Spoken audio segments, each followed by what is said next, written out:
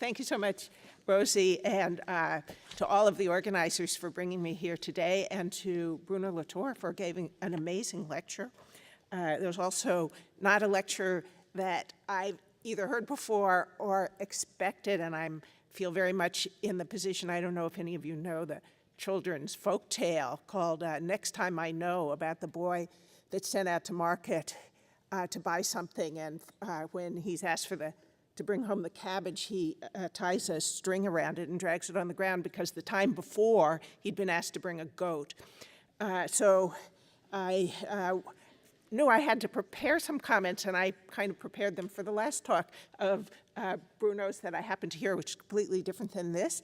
And also, out of a misunderstanding, when I heard the title about ambiguities, I was thinking, well, this is ambiguities in the concept of the Anthropocene. I was thinking of it as perhaps multiple Anthropocenes in the Anthropocene, all of which is irrelevant, so you're going to have to hear me winging it on my feet to try and do as best a job I can. And since Bruno repeatedly challenged me to talk about mushrooms, I actually wasn't planning to talk about mushrooms at all, but now I will bring in mushrooms. But first, let me start by acknowledging Bruno's really important role for many of us, including me, for all of us, particularly scholars in the social sciences and humanities, for being able to talk about the Anthropocene at all. I think artists and activists, as he said, took the lead outside of the natural sciences in kind of following the radical political position that natural scientists were taking in saying something is not right, something urgent has gone wrong with the occupation of the earth. And that rather surprisingly, since humanists and social scientists, we like to think of ourselves as political radicals, but in fact, started on this topic rather conservatively, not being willing to engage, and as Bruno was saying, being quite critical of the concept of the Anthropocene, for being overgeneralizing, for having positivist philosophies, for taking humans too seriously, and lots of other things that are probably true, but not a good enough reason to not engage with the urgency of taking this question on. And Bruno's work he took his charisma and brilliance to make a door open that allowed many of us to get involved in this conversation, and I am really grateful, and I think we all should be. And one of the ways that he did that is he took on this question of the apocalypse, which he did mention, so I get to say this, which is that one of the main ways that conversation about the Anthropocene was blocked was by the accusation that those who were talking about it were being apocalyptic. And his response, which was to say, fine, let's take this seriously. What's this apocalypse stuff about? And we all have to write with tropes anyway, so we might as well use the apocalypse. And if the earth doesn't come to an end, that's really good. But we might as well open this door. And I think that willingness to take on the main kinds of witch-repelling accusations to not talk about the Anthropocene was brave and bold and made a big difference for all of us. So that's my first thing. The second thing I think maybe I can talk about is I am really new and impressed about the importance of artists and art collectives in bringing interdisciplinary conversation about the Anthropocene into being. And I had a little chance to see the Anthropocene Observatory this morning, and I recommend that all of you who haven't seen it.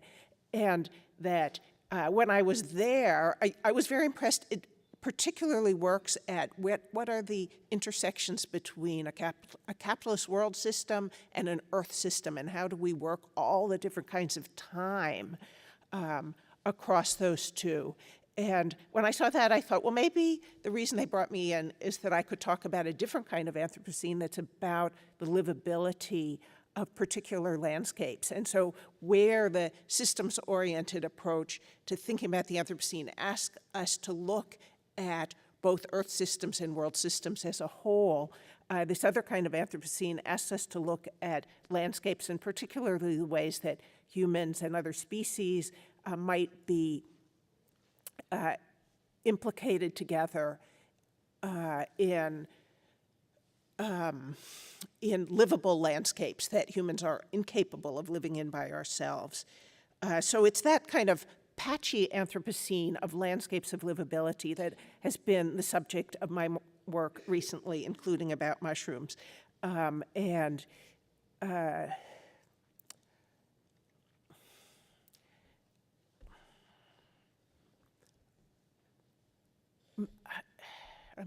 torn about where to take this. I think I'll tell you about an imagined art exhibition that my group in Denmark and artist Elaine Gann proposed. It probably is not going to happen for lots of technical reasons, but maybe you can see this patchy Anthropocene of livability in what we imagined. If you can imagine a great room in which a tremendously sized tree takes up, breaks through the ceiling, and that we as observers are caught in the root ball, in the exposed roots. And the tree is an ash tree, an enactment of Yggdrasil, the Nordic tree at the center of the world. And it's got ash dieback, which is a disease, to do my first mushroom reference. Ash dieback is caused by a fungal pathogen that almost surely was spread by the industrialization of the plant nursery trade in Europe due to containerized shipping in the 1980s. That spread this and other pathogens across Europe and will probably kill almost all of Europe's ash trees, including the tree at the center of the world. And our ash tree is dying, perhaps, but it's not dead. It's still surviving in the way that trees do. It's sitting on top of a landscape of debris of human waste, including a carousel of in which the rides are genetically modified organisms that spin around at the tempo of the price of oil. But in all of this debris and the roots of this struggling tree, we imagined little drawers to open and lids to pull off, in which you would see the processes in which humans and other species struggle to work within this moment of massive human change and that we would show both what I think of as Holocene ecologies, that is, ecologies of resurgence and of multi-species entanglement, as well as Anthropocene ecologies of the interruptions, of the coordinations across species. And let me do mushrooms again for a minute, that Holocene ecologies might be characterized by some of the kinds of mutualist entanglements, such as that between roots and fungi, of like mycorrhizal fungi, that have allowed, every time humans have cut back forests, have created great mine pits, et cetera. The reason they come back is because of this entanglement of roots and fungi. So it's a Holocene ecology that, to me, we have to fight for like crazy in the face of the new kinds of Anthropocene ecologies that give new capacities to biological organisms, like the ash dieback fungus, like the fungus that's killing frogs across the world, that developed its new virulent form at the intersection of global commodity chains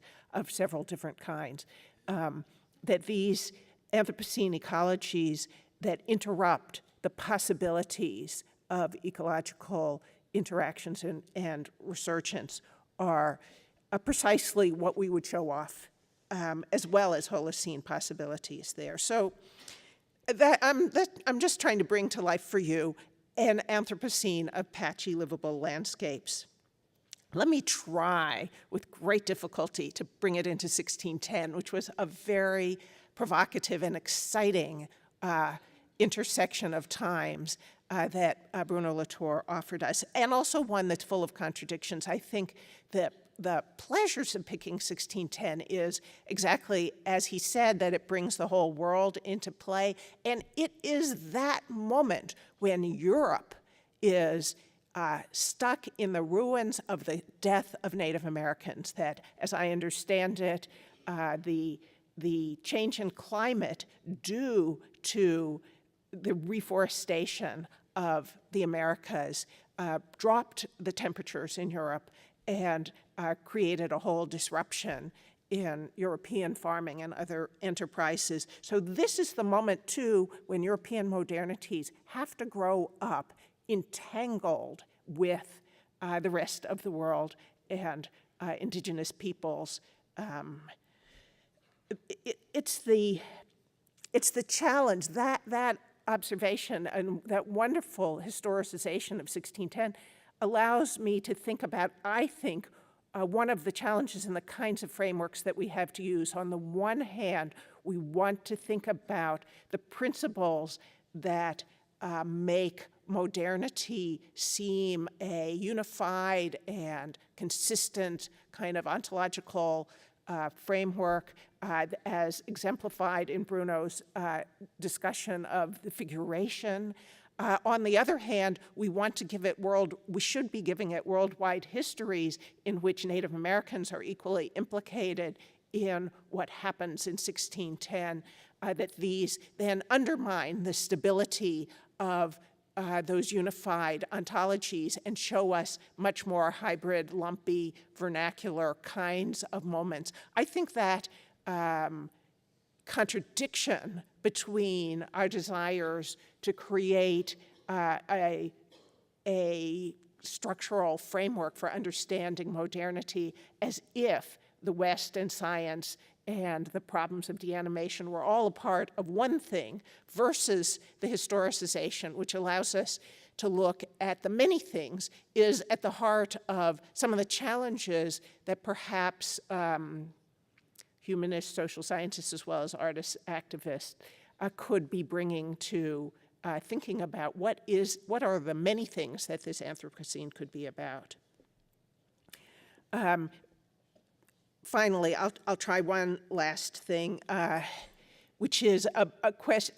I think Bruno already wonderfully in his third 1610 gave us something about temporalities and time, and it also comes back to the question of what Anthropocene are we looking at. That one of the useful criticisms of the Anthropocene is that it gives us a single timeline that is part of the very progress frameworks that it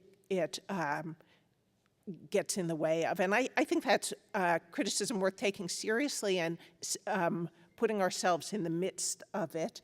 That I think of this, the progress frameworks that we've all been dependent on for the last,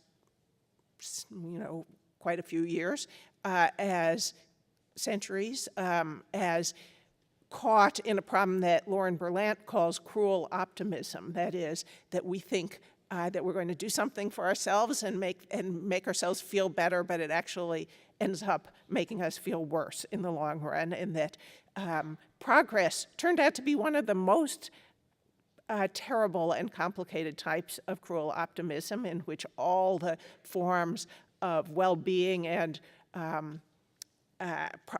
modernization, all the stuff that was going to happen turned out to make a wreck of our living place.